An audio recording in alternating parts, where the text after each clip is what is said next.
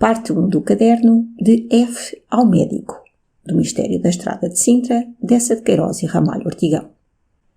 Julho 21, à 1h da noite. Meu querido amigo, ignoro se estás em tua casa, para onde te dirijo esta carta, ou se continuas, como eu, permanecendo aqui em cárcere privado. Em qualquer dos casos, recebidas agora ou encontradas mais tarde, estas letras ficarão encerrando para aquele de nós que houver de as ler a lembrança proveitosa das horas mais extraordinárias da nossa vida. Escrevo mais para coordenar e fixar na memória estes momentos do que para empregar noutro destino puramente hipotético esta carta. Será uma página das minhas confidências que entregarei à descrição ou ao acaso da posta, reservando-me o direito de lhe pedir que me as restitua a seu tempo. Não tornei a ter notícias tuas desde que nos separámos ontem à noite, pouco tempo depois de termos entrado na sala em que estava o cadáver. Um mascarado que se encarregara de me conduzir ao quarto, onde me acho, deu-me o seu braço e disse-me ao ouvido um nome de mulher, a indicação de uma rua e o número de uma porta. Era o nome da pessoa que sabes e a designação da casa em que ela mora. Creio que involuntariamente estremeci, mas consegui dizer serenamente: não compreendo. Este indivíduo era o mesmo que na carruagem se conservara sempre calado, o mesmo que na sala me observava com atenção e desconfiança. Aquela estatura, aquela fala, aquela voz, posto que apenas perceptível ao meu ouvido, não eram novas para mim. Ele respondeu, falando-me ainda mais baixo: não poderá sair daqui antes de 2 ou 3 dias. Veja se precisa de escrever uma carta ou de mandar um recado. Passou-me pela mente uma ideia a respeito daquele homem. Se fosse... Ocorreu-me que teria um meio de desenganar-me se era efetivamente, ou se não era, um amigo íntimo que eu tinha ao meu lado. Arrancar-lhe o relógio. Bastar-me apalpá-lo, ainda vendado como eu estava, para reconhecer o dono. A ser o indivíduo que eu supunha, a caixa do relógio teria a lisura do esmalte e no centro a saliência de um brasão. Escreverei 2 linhas, disse ele. Quererá dar-me um lápis? Tínhamos chegado ao quarto que me era destinado e eu desvendei-me ao tempo em que ele saía prometendo trazer-me o necessário para escrever. O indivíduo que voltou com papel e pena não era o mesmo que acabara de sair. Assim tinha eu perdido a ocasião de confirmar uma suspeita ou de desvanecer uma dúvida. Em todo o caso, escrevi 2 linhas ao meu criado, serenando-o com relação ao meu desaparecimento. Mais nada? Interrogou o desconhecido, tomando o meu bilhete. Nada mais. Um sentimento de delicadeza e uma sombra de desconfiança impediam-me de escrever diretamente à pessoa a quem o mascarado se referira. Fecharam a porta e fiquei só. Achei-me num quarto de interior, bastante espaçoso, mas sem janela. A um lado havia um lavatório. Sobrepostas a um canto, 3 malas de viagem de couro de Varsóvia com pregos de aço, estreladas com senhas de caminho de ferro, totéis e de paquetes. A que estava por cima das outras tinha em grandes letras pretas sobre uma tira de papel estadístico: Grand Hotel Paris. Uma das senhas era dos paquetes ingleses da carreira da Índia. Para outro lado do quarto havia uma cama. Completava a simples guarnição deste aposento um sofá forrado de marroquim verde, colocado ao meio da casa defronte de uma ampla mesa em que estava posta a minha ceia à luz fulgurante de um candeeiro com larga abajur. Queres que te confesse a verdade? Agradou-me aquele recolhimento, aquele sossego, aquela solidão, depois da grande sobrescitação em que me tinha achado.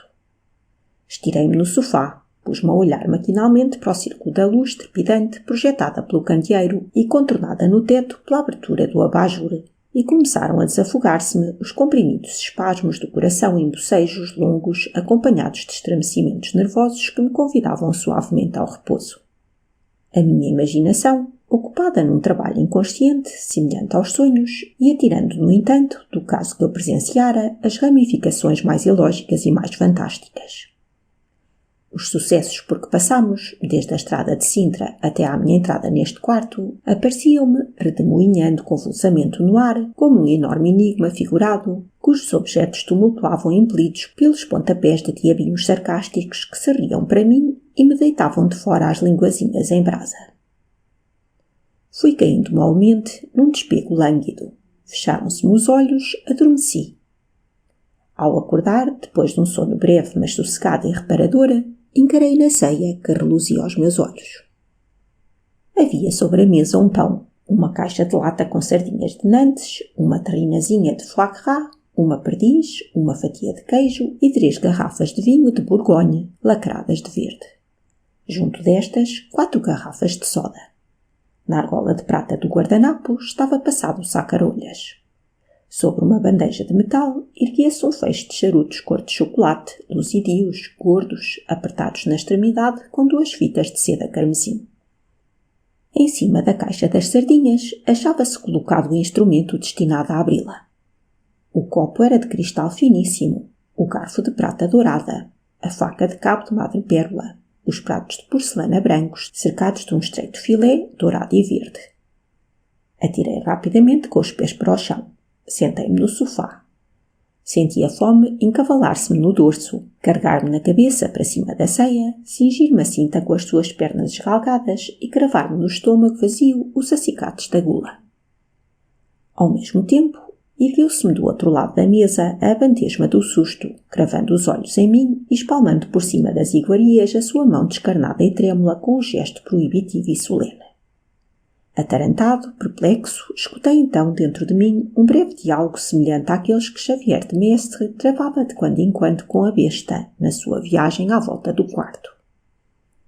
Havia uma voz pausada e grave que dizia: "Atenta no que fazes, temerário. Abre teus olhos, inconsiderado mortal. Essa perdiz, cujo peito insidioso e perfído está alorejando a teus olhos, foi apimentada com arsênico. Aquele Chambertin que te espera como uma onda do lago Stygia, emboscada por detrás daquele letreiro envernizado, aparentemente simples, elegante, convidativo, mas em verdade tenebroso e fatal, como o dístico do festim de Baltazar. Aquele vinho que te oferece um beijo refalsado e fermentido está destemperado com ácido prússico. As trufas, lúbricas, venais, devassas, envoltas nesses fígados de pato, estão empapadas nos temperos letais da cozinha dos Borgias." A outra voz, insinuante e meiga, dizia numa vaga melodia de sereia: "Come, se tens fome, estúpido. Estás com medo do papão maluco. Põe os olhos nesse lacre. Não será um penhor seguro da pureza do líquido que ele tapa a marca desse abonado sinete? Não vês hermeticamente fechada, chumbada e garantida com os mais especiais lavores a lata dessas sardinhas pescadas nas costas de França e cozinhadas há 6 meses em Marselha? Não vês religiosamente grudadas e seladas com as etiquetas insuspeitas e sagradas da acreditada Casa Chevet essa terrina de foie gras? Supões acaso, ó parlapatão, que meio mundo se conjurasse para te arrancar essa vida inútil?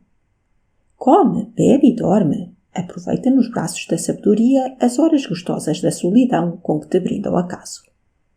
Deleita-te conversando depois contigo e repousando-te no seio tépido da melancolia, dessa deliciosa fada que só aparece evocada pelos namorados e pelos solitários, e que é na terra a irmã mais nova da tristeza, a irmã Gaité, a irmã feliz."